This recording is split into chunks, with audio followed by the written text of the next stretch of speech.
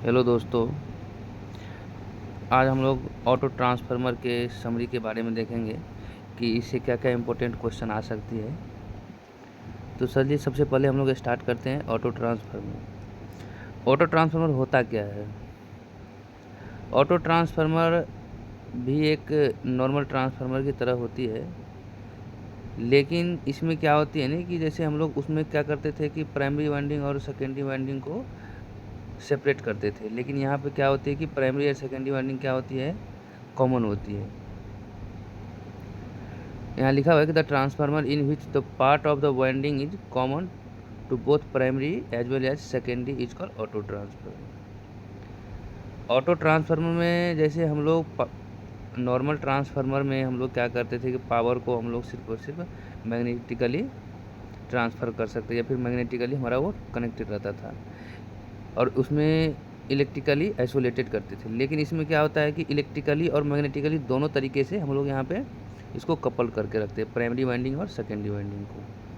इसमें power transfer जो होता है प्राइमरी टू सेकेंडरी, इसमें इलेक्ट्रिकली जिसको हम लोग कंडक्टिवली बोलते हैं और मैग्नेटिकली जिसको हम लोग इंडक्टिवली बोलते हैं। मतलब इसमें दोनों तरीके से पावर को हम लोग क्या कर सकते हैं, ट्रांसफ़र कर सकते हैं। सबसे महत्वपूर्ण बात जो भी कि टाइम में एग्ज़ाम में जो आती है इस टॉपिक से, उसकी एडवांटेज से रिलेटेड ज़्यादा क्वेश्चन पूछा जाता है।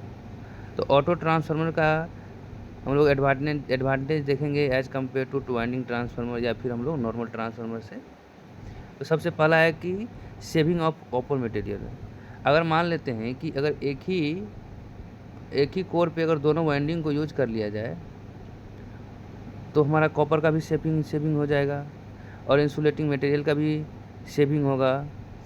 लीकेज फ्लक्स होने की कम चांस होगी, मतलब कोई चीज़ लीक नहीं होगी। लीकेज फ्लक्स हमारा एक अनवांटेड फेनोमेनन है हमारे ट्रांसफार्मर के लिए।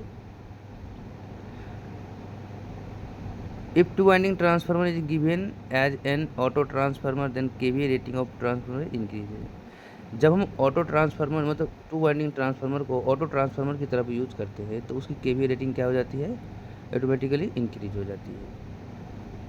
अब यहाँ देख सकते हैं कि कॉपर अगर मेरी घटेगी तो कॉपर लॉसेस घटेगी, कॉपर लॉसेस घटेगी तो हमारा क्या होगा, लॉसेस कम होगा, लॉसेस कम होगा तो एफिशिएंसी हमारा इंक्रीज करेगा। आप यहाँ पे देख सकते हैं अगर टोटल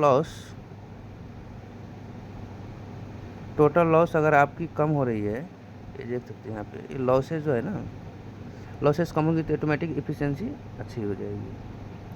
वोल्टेज ड्रॉप भी आपकी कम होगी, वोल्टेज रेगुलेशन अच्छा होगा, लीकेज फ्लक्स क्या होगा मेरा कम होगा तो लीकेज ड्रॉप भी कम होगा।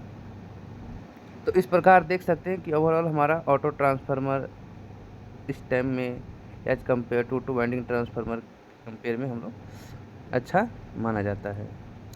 और इसमें सबसे बड़ी डिसएडवांटेज क्या है कि there is no electrical isolation between primary and secondary. जैसे हम लोग टू वाइंडिंग ट्रांसफार्मर में हम लोग क्या करते थे कि इलेक्ट्रिकली आइसोलेटेड होता था उसमें प्राइमरी वाइंडिंग और सेकेंडरी वाइंडिंग, ताकि शॉर्ट सर्किट ना हो। लेकिन इसमें कोई इलेक्ट्रिकल आइसोलेशन नहीं हो सकता है, इसमें शॉर्ट सर्किट होने की चांस ज़्यादा होती है। Since percentage of impedance of auto transformer is very, इसमें क्या होता है कि इम्पीडेंस जो है ना प्राइमरी वाइंडिंग और सेकेंडरी वाइंडिंग के बीच या फिर दोनों वाइंडिंग का, तो इसका इम्पीडेंस बहुत कम होता है। इसमें फॉल्ट होने की चांस ज़्यादा होती है। अगर एक बार फॉल्ट आ गया तो इतना ज़्यादा करंट आती है कि वो ट्रांसफार्मर के कोर को बर्न कर सकता है, फिर वाइंडिंग को बर्न कर सकता है। तो आप यहाँ देख सकते हैं कि ऑटो ट्रांसफार्मर का समरी में क्या क्या है। ज़्यादा कुछ नहीं, बस आप एक बार इसको ध्यान से देखिए।